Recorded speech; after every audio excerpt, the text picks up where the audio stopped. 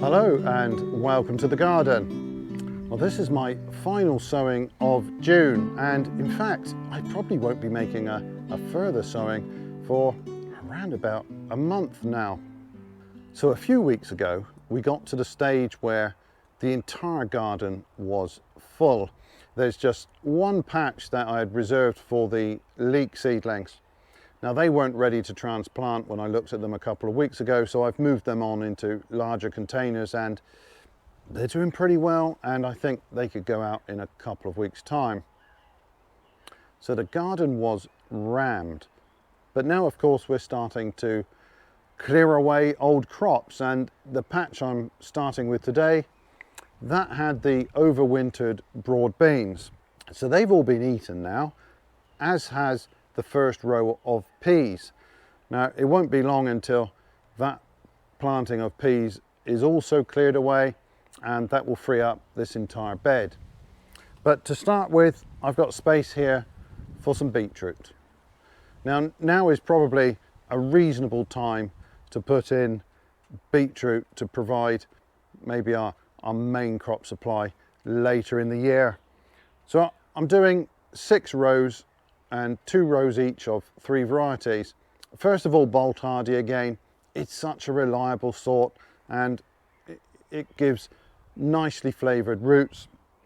So I sow that one very often. Then Cheltenham Greentop. It's one of the longer rooted sorts. It's an old variety, and that's the sort that you might store into winter. And then the oldest and ugliest beetroot that I know. It's Rouge Crapaudine, also known as the toad, and that gives you some idea. It's covered with this corky bark-like skin. It really is quite unappealing from the outside, but on the inside it's rather tasty, and I really do like growing the old variety, so that is a great one for me. We've already got 2 crops of beetroot on the go. One in the cold frames, which is cropping now. We've got some good sized roots off of that already. And another outside. They were actually sown and planted out at exactly the same time. But of course that was early in the year and conditions were pretty cold then. So those in the frames are far ahead of those that are outdoors. And that's perfect, because I really don't want the entire beetroot crop to come in one go. Now, the previous crop I multi-sowed in cell trays and then transplanted. These I'm going to sow in drills in just a single line, and that's going to work fine here. I've got them spaced at round about 10 inches apart. I don't think I'd want to put that any closer, and they might be happier if I gave them just a little bit more space, but I don't know. Beetroot is fairly comfortable growing in quite intensive spacing, so I think they'll be okay here. So this soil is in fairly nice condition here. We've just taken the beans out, given this a good rake over, and this should be good to go. There's a chance I might come across some bean roots in this, but I don't want to take too much of the root out. It's much better actually, I think, to leave it in the soil. So all I'm going to do is drag out a rough drill.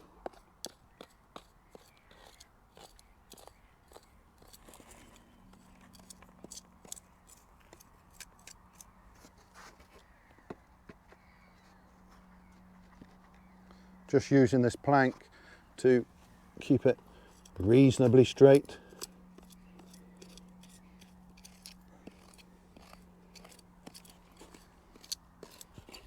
Now, we had a drop of rain yesterday, so the soil is not so dry underneath as you might be able to just make that out. So that is ideal.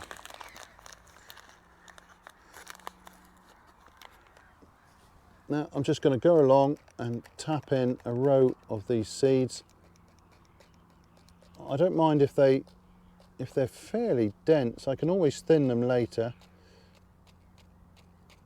And beetroot are quite happy to grow in clumps. I mean, when you multi-sow them, they will jostle for space and push each other out of the way. So I don't need to worry too much about sowing these too thinly.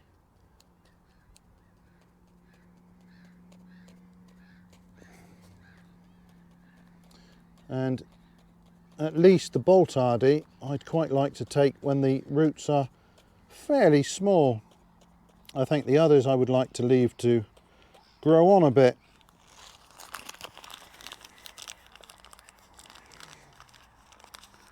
This seed has come from Premier Seeds, and their seed packets have so much seed in them that I don't need to be mean when I'm sowing them.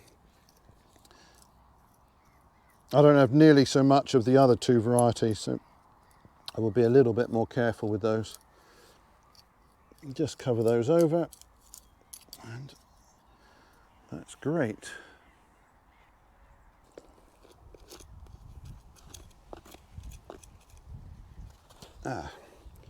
That is a bit of bean root. I'll just get rid of that.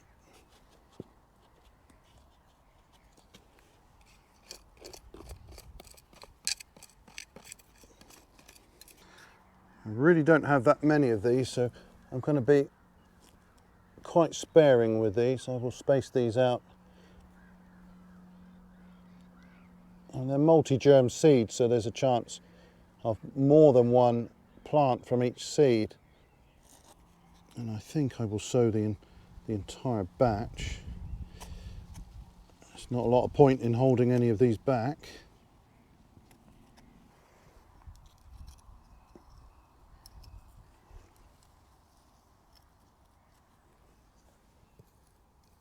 Well, I hope I get good germination on those, because I don't have any seed that I can use to fill in any of the gaps.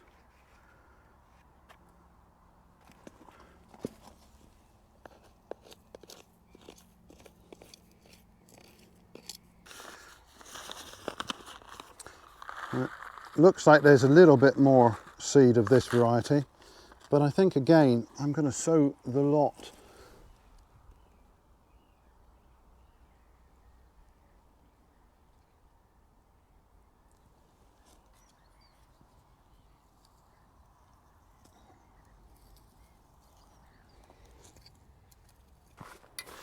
So all I'm going to do now is just give this soil just a quick tamp with the rake. I like to just make sure that the soil is in good contact with the seed. And now a drop of water. It doesn't need soaking because the soil's not too dry underneath. I just want to make sure those seeds get nice and moist to kick off the germination.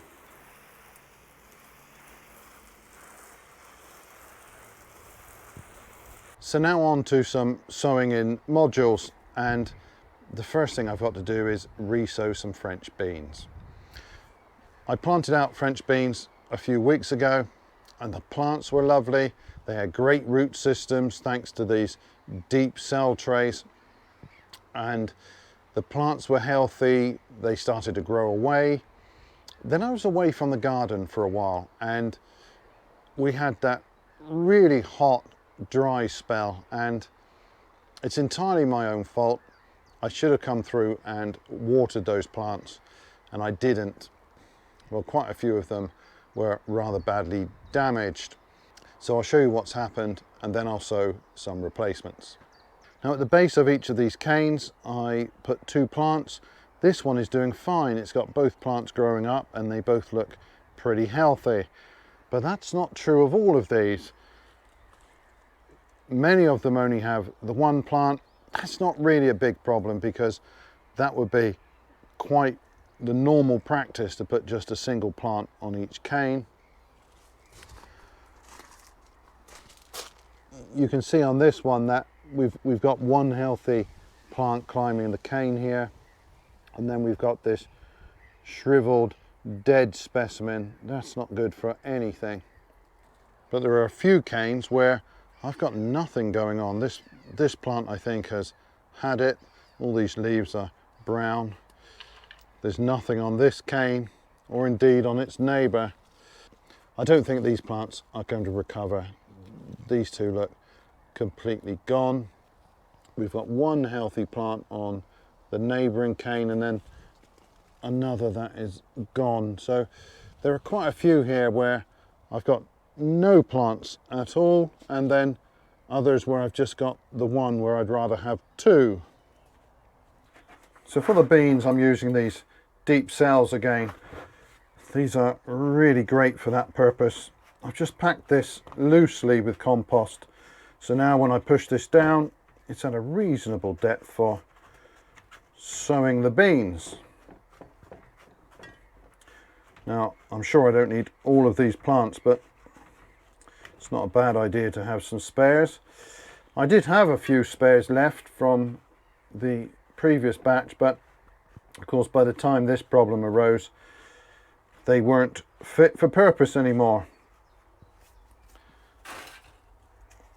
So I think I will do 2 rows of the purple podded and 2 of the yellow bean, and then 3 of Blue Lake, because that one is definitely the worst. For some reason that was most affected. I mean, Blue Lake's a great reliable bean, there's nothing wrong with the bean. It was my carelessness that let it go wrong. So in the previous batch I sowed 2 per cell, and no, I sowed 3 per cell and then thinned to 2. This time I'm going to start with 2 per cell, and where necessary I will thin those to just 1, because there are quite a few places where one plant is okay and the second has gone wrong. And the same for the Meraviglia di Venezia. This is my favourite bean, I think, so I don't want to be short of those. Fortunately, I mean, we're towards the end of June, but it's really not too late to be sowing French beans, so this really isn't a problem at all. And if anything, it might help to spread the harvest a little bit. So perhaps this was a blessing in disguise. I have very few of the Blue Lake seeds here, so I'll sow those just 1 per station. Haven't sieved this compost, so it's a little bit rough, but it shouldn't be a big problem.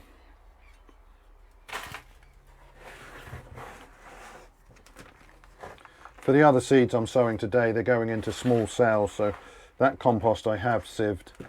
And actually, I need some more.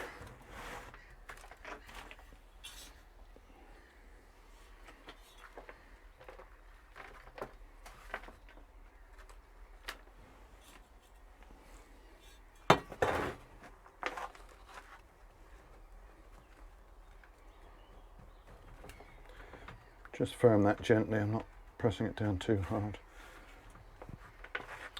I will then give these a good soaking, and I will put them, I think, with a lot of the other young plants along the north facing fence, because that's going to be a little bit cooler. It'll only get afternoon sun, and I don't want these to get scorched as soon as they pop their heads up. So now I'm going to prepare a little bit of sowing mix. This is a sieved multi-purpose. It's not too finely sieved, but it's got a nice texture now, and the cells I'm going to be planting are not quite small, so I think they will benefit from the sieved compost. I don't think this is particularly great at holding moisture, but this stuff is. This is coir. So I'll add a little bit of that, and then a little bit of vermiculite. That should be a good mix, I think.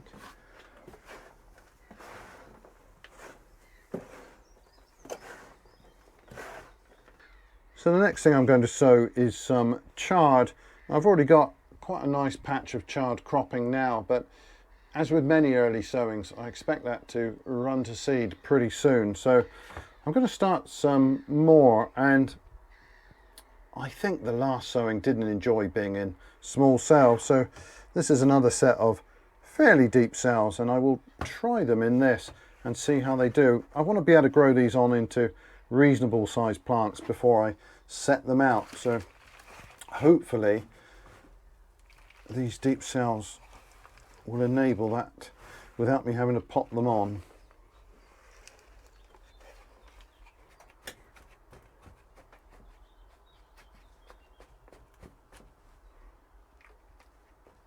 I think my favourite chard is probably Forthook Giant, and sometimes I'll grow one of the red chards. This one is an Italian variety. It's actually doing pretty well. I'm quite happy with it. I think this name here simply means green with white stems. I'm going to set these with 2 seeds per cell, and I will thin these plants out. They're okay growing as a clump actually, but I don't want too many plants in one station.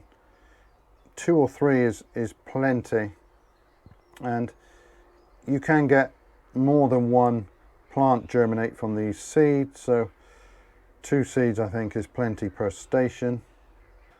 Chard is one of my favourite of the leafy greens, and I think I rather prefer it to spinach and the like, and it is much easier to deal with than spinach. It's less likely to bolt, and I like it in the kitchen too. So I'm not actually growing spinach this year. I may do so again, but I think chard for me performs better in the garden and the kitchen. So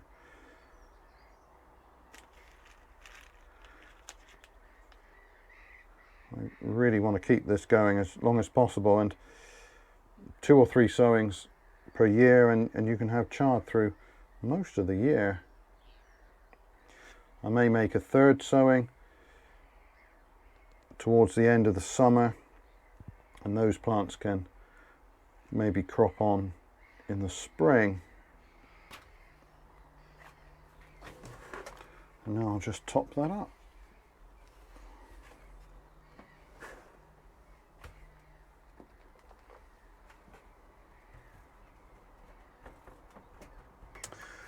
So now I've got 2 of these small cell trays.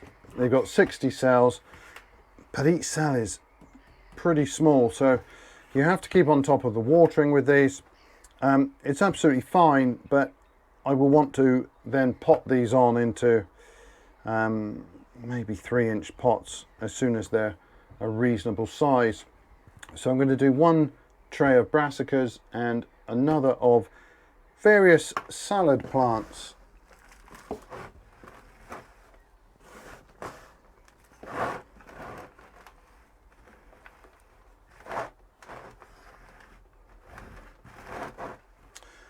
So I want to make a little depression in each cell.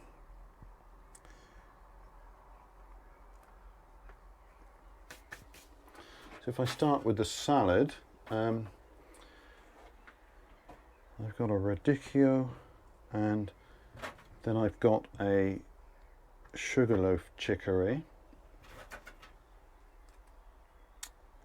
I've got a large endive, and then a fine-leaved endive. I will do some bloody Costa and 4 Seasons lettuce, and I think I'll do 2 of salad bowl and 2 of a mixed lettuce, and that will keep the lettuce going. So I've got quite a mix of different sorts of leaves. The chicories I will allow to heart up, probably this broad-leafed endive as well. The smaller endive I can pick as leaves, or I can tie it up to blanch the centres. Depends how everything else is going at the time, whether I need the loose leaves or not. A couple of lettuces that are probably best taken after they've hearted up, but can be picked as individual leaves, and then some for just the leaves. And I'm actually finding, I think, in general, the cutting salads to be rather more effective.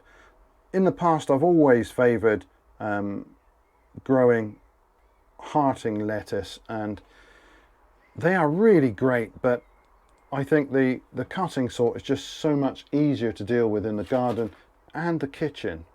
So I'm kind of moving away from hearting lettuce. I mean, I really love the heart of a Costa lettuce, so I'm always going to want to grow some, but I think the others are just rather more convenient. So I'm just sowing a pinch of seed in each cell. It's probably going to be about 3 seed. It doesn't really matter. They don't germinate that well when it's warm. And I'll put this in a shady spot, but even so, I anticipate germination being a little bit poor. Lettuce doesn't like to germinate when it's hot.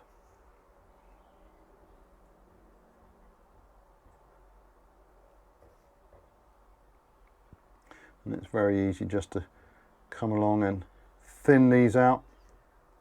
I do it when they're quite small. A pair of tweezers is quite handy for that. And I've just realised I've sown 3 columns of the mixed salad instead of 2, so I'll just move that label over.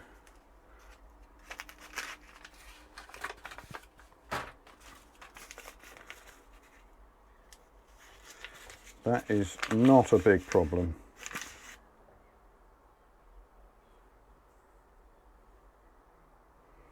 So that's the salad bowl. I think it's a mixed red and green sort. And now 4 Seasons, and that is a really attractive lettuce.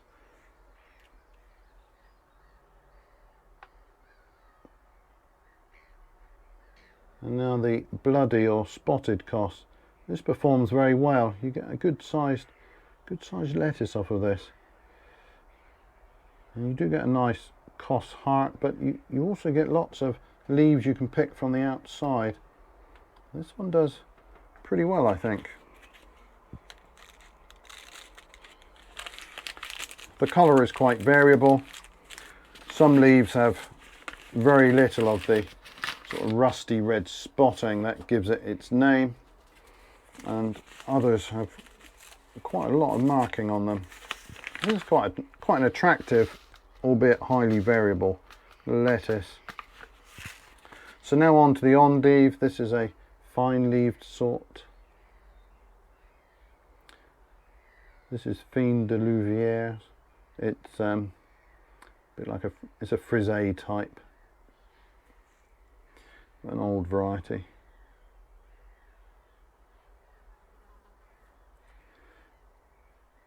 Again, about 3 seeds per cell, and I will thin that. And this is a selection of seeds that I've been sowing fairly regularly throughout the year and will continue to do so. As we get towards the end of the year, the mixture will change and more of them will be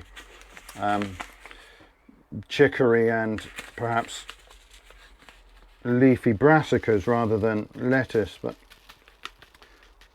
I'd like to keep the leafy greens going if I can. So this is a broad-leafed Endive, Cornet de Bordeaux. It's probably a little early to sow this variety, but it's not a problem if it doesn't do so well. I will certainly be sowing those again later in the year. So now I've got a sugarloaf chicory. You can see from that picture it makes quite a large head and a lot less bitter than other sorts of chicory. Quite like that bitterness, but not everybody does. I think from this sowing I probably only need maybe 4 plants, so there should be a couple of spares there. And finally I've got Radicchio. This is the Treviso sort. This is one of the long thin versions. You can get the round sort. I've grown both, but I think I rather like this one. I prefer that shape. and I will be sowing a lot more of this later in the year.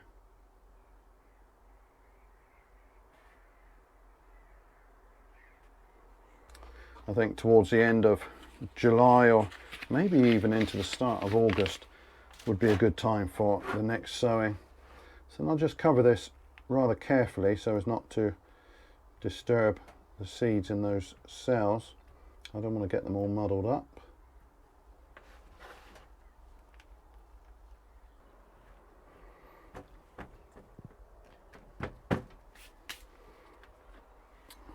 And that tray is done. So in this next tray I'm going to set out some more Brassicas. Now it's probably a little bit late perhaps to be sowing this variety, but I think it will still do alright. It's pretty quick to crop. That is Copenhagen Market, and then I'll do a column of red Drumhead. I don't need too many of any of those.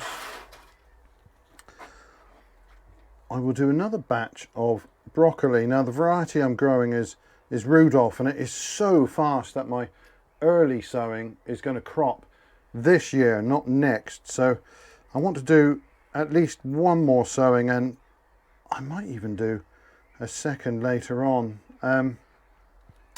We're already cropping the calabrese and the cauliflower, so I'll do a column each of those. And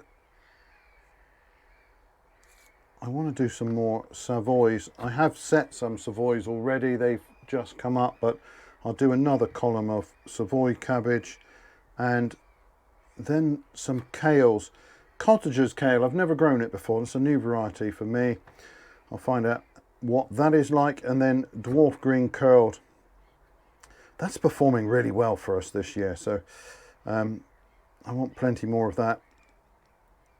And the kales are just so convenient in the garden, much more so I think than the cabbages. So I want to have plenty of kale, because just coming down and picking a quantity of leaves rather than waiting for an entire head to develop and then picking it all in one go, it really makes sense. So first, the Copenhagen Market. One of my favourite cabbages, really. It's just such a good performer. Again, I'm aiming for 3 seed per cell, and often failing, but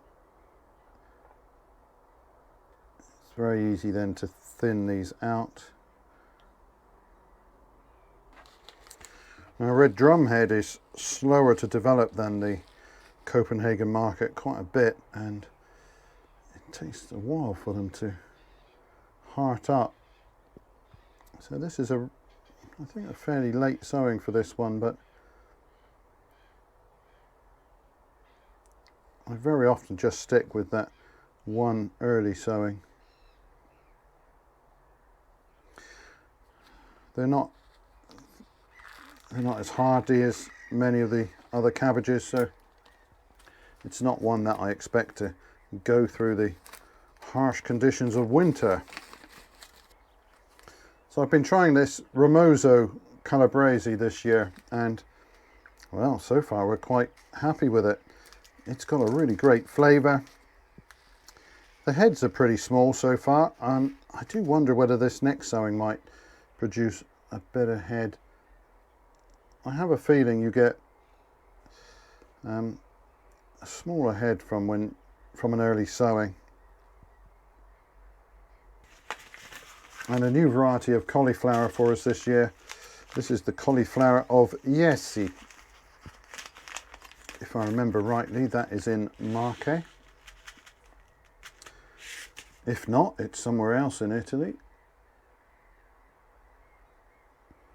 And we've got 4, I think, at the moment, and we've just taken one of those, and it was very tasty, and the other 3 are on their way.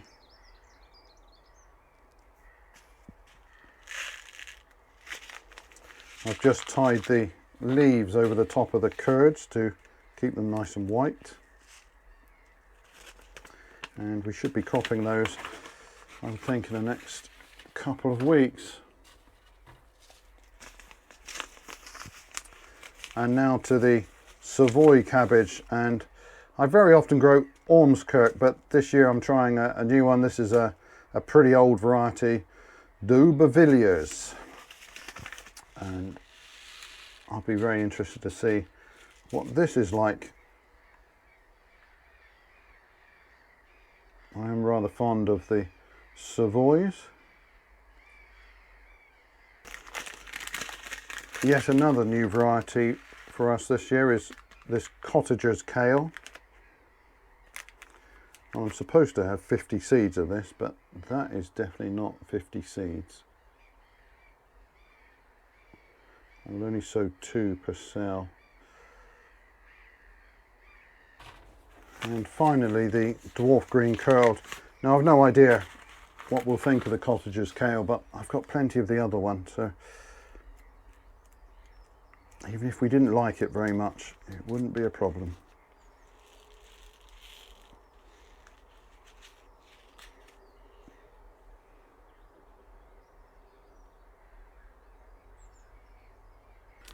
The dwarf green curled is just such a reliable plant. You can plant them reasonably close together. It's a really good cropper.